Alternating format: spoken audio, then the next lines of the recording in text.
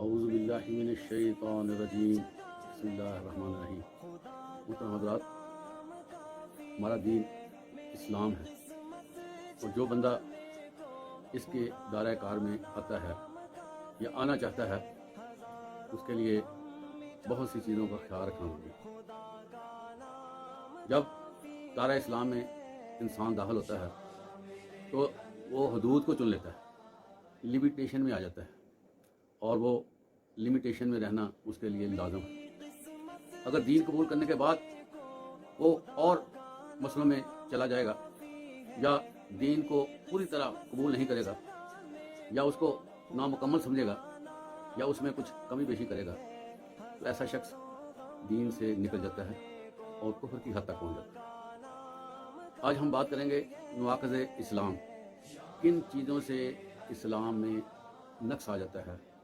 اور انسان کلمہ پڑھتے ہوئے بھی دین سے نکل جاتا ہے۔ محترم حضرات، یہ جو کلمہ ہے اشہد ان لا الہ الا اللہ اشہد ان محمدً عبدہ ورسولہ، یہ کلمہ ہے، مسلمان ہونے کے لیے پڑھا جاتا ہے، لیکن